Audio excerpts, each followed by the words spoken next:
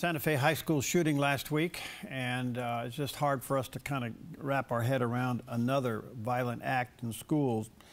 And I'm so thankful that today we have Erich Pratt with us. He is the Executive Director of Gun Owners of America, and I thought that his news release last week pretty much clarified a lot of things as well. And Erich, good to see you, and thank you for your news release. I think you point out some very good issues here.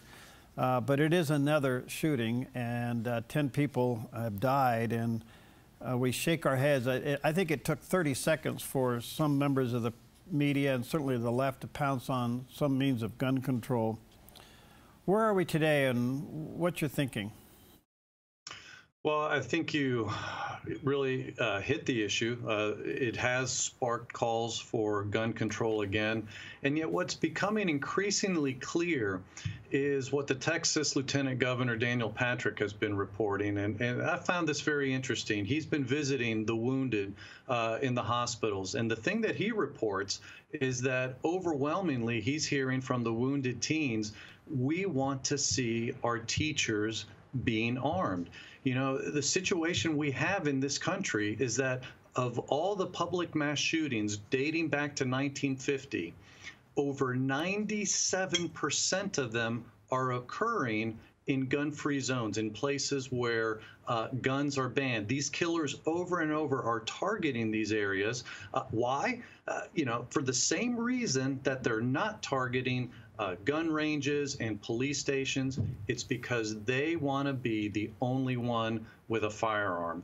You know, Texas has 172 school districts where teachers can be armed. And that sounds like a lot until you realize that's only 17% of the school districts. Of the ones where teachers are armed, there has not yet been a mass shooting in any one of those schools. The best way to stop a mass shooting is to prevent it from ever happening. That's actually what Israel has done.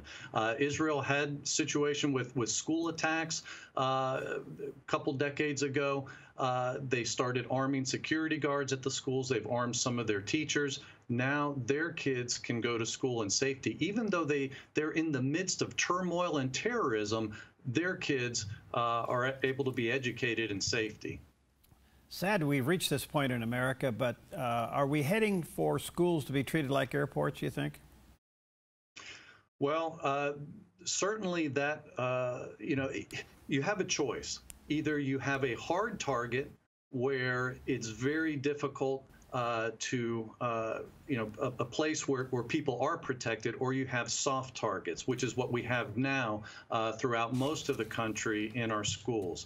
And, you know, we've got to make that decision. Are we going to harden the schools or just keep them as soft targets? The best and cheapest way to harden the targets is to do what the lieutenant governor is hearing from the students.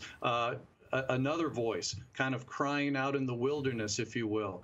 Patrick Neville, he's a survivor of the Columbine shooting. He's now the minority leader in the House of Representatives in Colorado.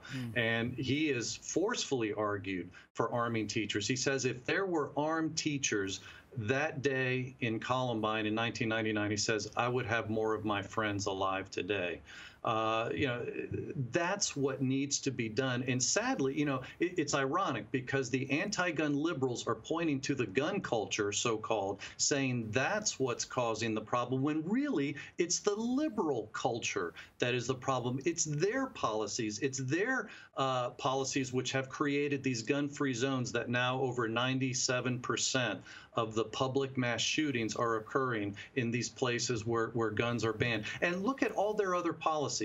All of them would have failed in Texas on Friday. They want bans on so-called assault weapons. Well, guess what? This guy used a shotgun and a revolver. They want stronger background checks and purchase age restrictions. Guess what? That wouldn't have made a difference either. This guy took his guns, his dad's guns. Basically, he stole the firearms. No background check is going to stop people from stealing firearms. That's, by the way, how the Sandy Hook shooter got his firearms as well. They also want these gun confiscation orders. In other words, people who have a troubled past, we're going to confiscate their firearms. Well, there again, this is the first time this guy has shown up on anybody's radar. So none of the policies that the anti-gun left is putting forward would have made any difference. And yet they they zealously keep refusing to allow for armed presence in the schools, which is really the one thing, guns in good guys' hands, that will make a difference. Last week, we saw in Illinois, a school resource officer stopped a shooter in the school. That's how you stop these things from happening. I wanted to go there just for a moment, Eric, because what happened in Illinois really didn't get the press coverage of what happened in Santa Fe, Texas, and yet it was the classic example that when somebody, or at least an officer, on the school property is armed, how it stopped literally the killing and the taking of lives. And that was not only looked over by the libs, but it was looked over by the press as well. Yeah, you know, the American public is being manipulated in terms of the information that they're receiving from the mainstream media. And you're absolutely right. I mean, in Parkland, they covered that for days after days after days. And of course, that's a very liberal area. And so they were all too happy to be interviewing the students who were calling for more gun control. Well, you're not seeing that in Texas because they have a much different message. They actually want, as we were just talking about, they want the teachers to be armed. They're not reporting that the Illinois school resource officer that stopped that shooting last week, or the one right after Parkland in Maryland. That one got dropped like a hot potato too, because again, it was a school resource officer who stopped it. By and large, the mainstream media does not report on self-defense uses of firearms, even though, according to President Obama's own CDC report, Center for Disease Control, guns are used anywhere from 16 to 100 times more often to save life than to take life. And so you have to ask yourself, well, why aren't I hearing about those cases in the news? Why aren't I hearing about the Illinois case or the Maryland case? Again, it's because we're being manipulated in terms of the information we're being given. You know, we're not being treated to the daily, many more car deaths. People dying in car accidents, or doctors' negligence cases, 250,000 a year. People would be scared to go to the doctor. They'd be scared to drive a car if we had to hear about every single accident that was occurring in this country. Well, of course, they're not reporting that, but every time there's one of these shootings, they're all over that, but they're not giving the positive uses of firearms. And really, it's diabolical because it's shaping a lot of people's mentality in the wrong way. The former Secretary of Education under President Obama actually came out and said boycott schools until some kind of gun control. I mean, here we are back to forcing students to be the pawns of an illegal act by leaving school and to demonstrate. Do you see that happening, or do you think the message is getting out that the answer now is arming teachers? Well, I do think the message is getting out, but anti-gun liberals are going to continue to forcefully oppose that. I mean, that's who they are. They believe it's a different worldview. It's the cradle to grave mentality. We're going to take care of you, protect you, and get your vote, by the way.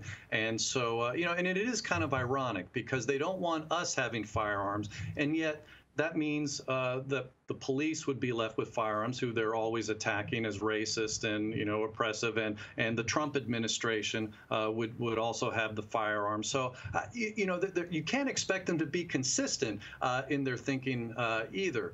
But I do think this message is getting out. The FBI just issued a report last month, and very significant, analyzing active shooter situations in this country. And we have now the FBI saying that private citizens save lives and stop mass shootings. And, that's significant because when you look at what the other side is saying, like Shannon Watts of Moms Demand Action, when she was asked, can you give me an example of a case where a private citizen used a gun in self-defense or to stop a mass shooting, she said the data's not there. That kind of thing doesn't happen. Well, the FBI report would show that that was just a bald-faced lie. Well, this is an amazing time, Eric. I would hope that we take all of this seriously. I think what we're seeing now is we realize the only way we're going to stop these mass shootings in schools is to arm teachers, or at least officers in the school. I don't know if that's going to catch on at a more rapid rate. But other than that, what's the solution? I mean, what is the answer to this problem? I think one thing that is certainly helpful is we need to mobilize in contacting our congressmen and demanding that they pass legislation that will remove the gun-free zones that exist in our schools. And if people go to our website at gunowners.org, we have alerts there where people can easily send messages to their legislators with just a couple clicks of their mouse to urge them to do this. Because without that, without them hearing from lots of people, there's probably not going to be a lot of change. I mean, we do have somebody in the White House who's advocating, you know, we need to have bullets flying back at the bad guys. And so I'm glad he's saying that. He's also, by the way, been pointing out that the overwhelming majority of these public mass shootings are occurring in gun-free zones. So, you know, we're grateful for that, but we're going to need to put the heat on our congressmen. People can do that by signing up for our alerts on our website at gunowners.org. Absolutely free. But, you know, I encourage people to do that so we have a louder voice in Washington. All right, gunowners.org is Erich's website. Go there. You'll find it to be very, very resourceful, and support them in what they do. Gunowners.org. Thanks, Erich, for your time. I know you can be anywhere, but you always give us a few minutes. God bless you, pal. Keep up the good work. God bless you. Very welcome. Thank you, Perry. All right, bye-bye.